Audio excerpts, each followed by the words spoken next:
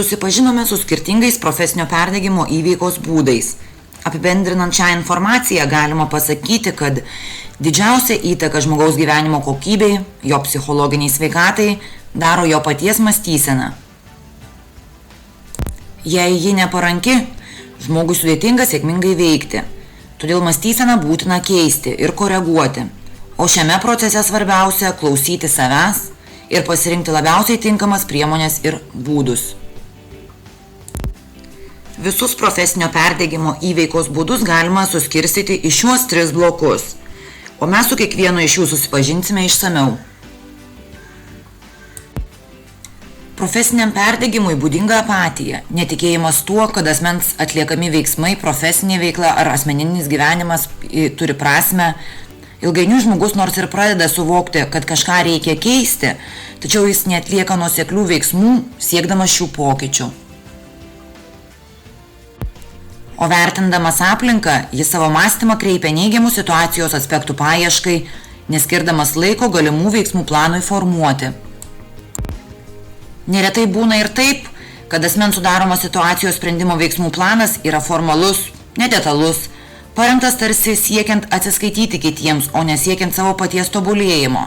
Tokia nuostata veda į dar gilesnį nesėkmės suvokimą ir beprasmišką savo veiklos ir situacijos vertinimą.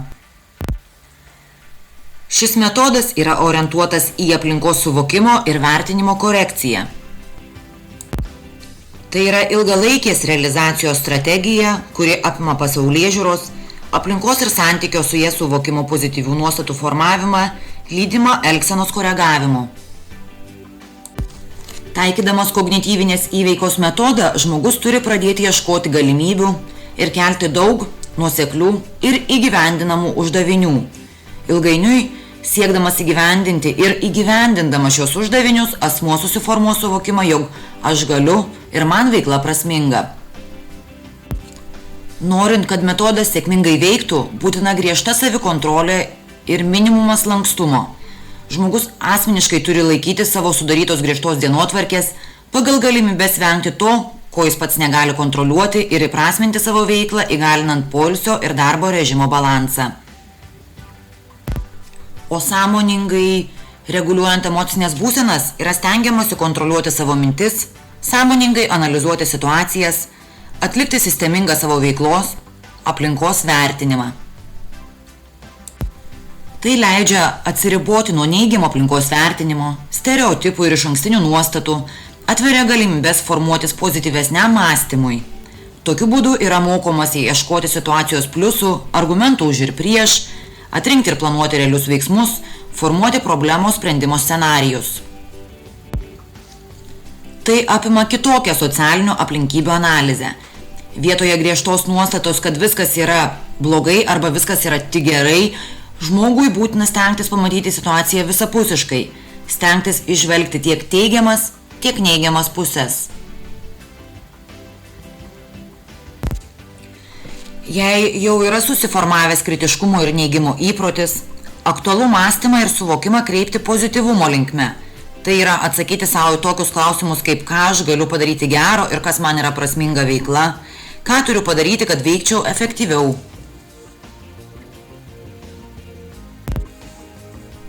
Taigi, dar kartą pažiūrėkite ir prisiminkite kognityvinės įveikos metodus.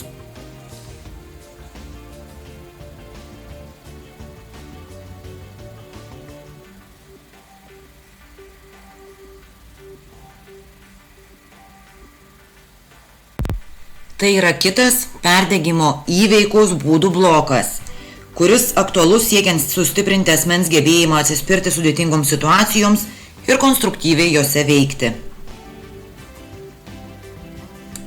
Į emocijas orientuota įveika kalba apie pirminės mūsų reakcijas į tam tikras stresinės, įtampą keliančias situacijas. Pavyzdžiui, jei namuose išgirdome staigų, šaižų garsą, dažniausiai išsigąstame. Tačiau įsitikinus, kad niekas nedužo ar nekyla jokia grėsmė saugumui, emocija toliau nebesivysto. O pajutus grėsmę saugumui, emocija gali sustiprėti ir iššaukti daugiau neigiamų jausmų. Tokioms situacijoms užsitęsus, žmogus susitaiko su tuo, kad nieko pakeisti negalima ir užsidaro ydingame rate. Taigi, stengiantis nesukelti situacijos reikšmingumo, baisumo, o laikantis ramiai, stresą lemiančios emocijos bus silpnesnės ir ilgainiui vis praras savo intensyvumą. Taip įsijungs orientacija į problemą, kai siekiama situaciją koreguoti pasitelkiant tam tikrą problemų analizės modelį ar keičiant mąstymą ir suvokimą, o ne vadovaujantis neigiamomis emocijomis. Žmogui išmokus valdyti emocinės reakcijas, jis kur kas lengviau įvaldo ir situacijos analizės įgūdžius. Taigi, tai yra pagrindiniai streso ir įtampos darbe įveikos būdai. Išmokę suvaldyti, nuraminti emocijas, galėsite blaiviai ir objektyviai pažvelgti į problemą bei ieškoti efektyviausių jos sprendimo būdų.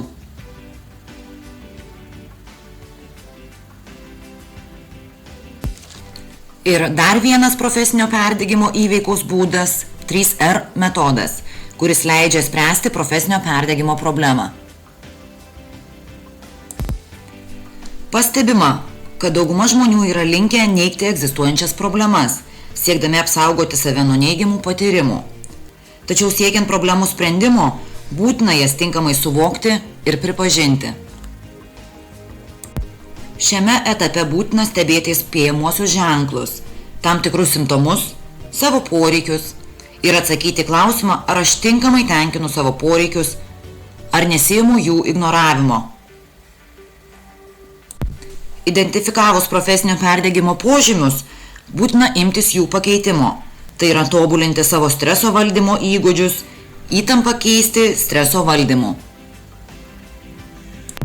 Tam itin aktualus poilsio režimo laikymasis, užtikrinantis fizinių ir dvasinių jėgų atgavimą. Tačiau tai visiškai nereiškia, kad reikia nustoti gyventi ar visiškai sustabdyti savo veiklą. Pažvelkime, kokie žingsniai padeda inicijuoti šiuos pokyčius. Pirmiausia, reikėtų sumažinti reikalavimus savo. Ilgainiui pasieksite daugiau, jei atitinkamai skirsite laiko savo poreikių identifikavimui ir jų tenkinimui.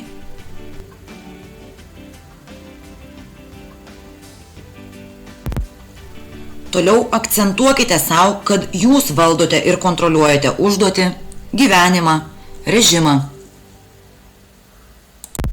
Imkitės ir alternatyvių veiklų, bei siekite reguliaraus pasitenkinimo savo veikla.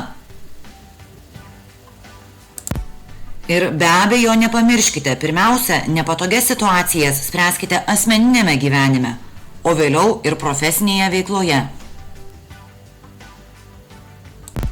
Taigi, taikydami 3R metodą turite stebėti ir suvokti įspėjamuosius ženklus, juos pripažinti. Po to turite siekti pakeisti įtampą, išmokti atsiriboti nuo neigiamų emocijų, o galiausiai skirti dėmesio poilsio ir darbo režimui, kad galėtumėte atstatyti jėgas.